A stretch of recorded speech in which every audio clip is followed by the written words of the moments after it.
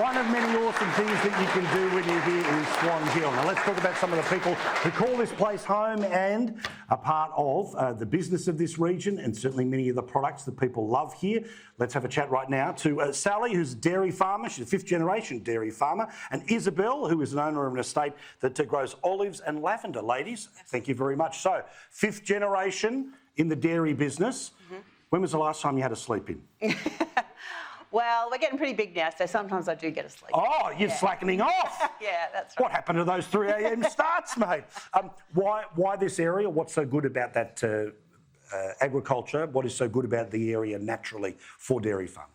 For dairy farming, Northern Victoria historically has been a really great spot because there's access to irrigation water, and for us, for feeding the cows grain, we're obviously really close to the mallee, so that's a great advantage. This is it. What about lavender? Why is lavender what you decided to get involved in? Certainly, I know that Madison, who's my producer, helping out, she does all the real work on the show. I just sit here. She's particularly excited that you give people the opportunity to come and collect their own. Yes. Well, we did lavender as a secondary crop because we lost an olive harvest due to the wind blowing all the blossom off. So we decided to do the lavender, and it's a perfect climate for it. And I love lavender too, so we predominantly do culinary lavender.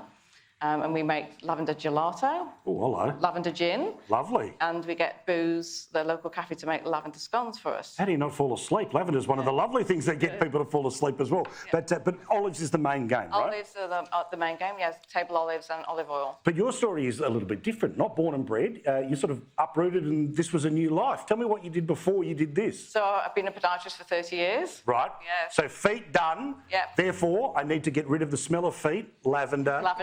Yeah. And olives. I'm on to what you're into. Great, excellent. All right, so when did you make that choice? Well, it happened by accident, really. So we had a podiatry clinic in Tasmania, and we were visiting some friends, and we were looking for some land to buy, and we ended up buying a block of land, and behind that was an olive grove, which was also for sale. So we ended up buying that as well. We went back to Tasmania and we sold our clinic, and then we decided to come back and try giving it a go. No more dirty feet, just lavender and olives. I love it here. Now, also, give us an idea, Sally, when you have done this for as long as your family has, obviously there would have been times where you try to do it slightly differently, somebody's telling you to do it a different way. No doubt you end up winning the argument. I just have an instinctive feeling as a father of daughters that might be the way that it worked. But what have you been able to do differently than, say, other generations haven't been able to do? And how do things like the internet, all sort of e-commerce mean you can spread out a lot further than maybe they used to? Yeah, sure. So what we've done is value out our products, kind of like what Izzy's doing. So we actually built a little factory on our farm, the Milk Enhancement Centre. We don't like, food doesn't come from a factory, it should come from a Milk Enhancement Centre. How 21st century is that? She's a dairy farmer that sleeps in and has a Milk Enhancement Centre. And so we just decided that we wanted to diversify a small amount of the milk we produce and value add it. So we do full cream milk, natural pot set yogurt, and Australia's best chocolate milk. All right, now, before we get to that claim, can we get a shot of the product here? Because I want people to see this. If they're able to see it online, see it in a shop, make sure that you support Sally and her family after seeing her here on this show. Why is that the best chocolate milk in Australia? Because we take the best milk in Australia, which is ours. Fair. And we don't do anything except pasteurise it, and we add Belgian chocolate to it. Geez, hello. So it's the world's best chocolate with Australia's best milk, and we put it in a glass bottle and send it to you. Well, Isabel, do you agree that it's... No, I won't. I do, actually. It's really good. You're a big fan of that. All right, tell us about what you do once things get off the farm. Are you basically a farm-based business, or are you wanting to send things all over the place? So we have an online sales, and we do markets currently at the moment, predominantly down in Melbourne every weekend. So that is a lot of travelling. So we're predominantly now trying to look for wholesalers and distributors. And then we also have the farm shop where people can come and do farm stays in the tiny house and learn about farming and how we do things and buy our products. So we don't travel as much. What's different about regional life in 23 as opposed to maybe even turn of the century or even a little bit earlier than that? Isn't it ridiculous? We all sort of so old we can say turn of the century. I mean, we're at a place, of course, that has got its history in the middle of the 1800s right now, and we'll talk about that a little bit later. But what's different? Are there advantages now that there weren't before in regional areas? Are there things that are harder? I guess for a dairy farmer and on-farm dairy producer, chilled transport is the obvious one.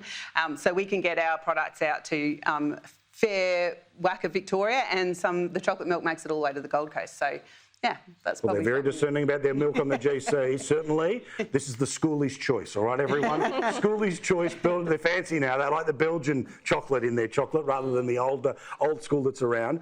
Isabel, are you in for life now? You here, Swan Hill forever? Yes, we love it. Yeah, wouldn't change it for the world now. A little better than Tassie. God love Tassie, but the weather, you know. Yeah, it's very, very cold. And I grew up in the city, so the rural life is amazing. So tell me, as somebody who comes into a community like this, about how welcoming it is, how it helps with the setup of the business, how people tip you off on things. Because, Sally, no doubt, I would imagine that this region is like so many others that we go to every single month, where beer bottles fall over occasionally while people are having fun.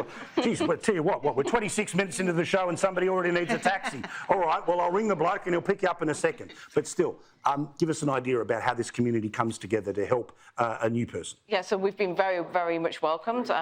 Lots of the local farmers and producers have helped us, with information about setting up an olive grove, and have helped us out with some building projects. We've been integrated into the local clubs. We've met some amazing people like Sally at farmers markets who come and help you if you need to be helped. It's a great social area. Yeah, and then Sally, for you, when new blood comes into the town, how does it invigorate? How does it change an area? Well, I think it's great because it just adds another string to our bow, in terms of what we produce and what people can come and see here. So it's great when someone has a new idea and everybody goes, yeah, they're having a crack, let's support them. Yeah, bloody oath. Guys, thank you very much. Give them a round of applause. Congrats on the product. Leave it there to be sampled. We'll come and get some lavender from you tomorrow. Thank you very much.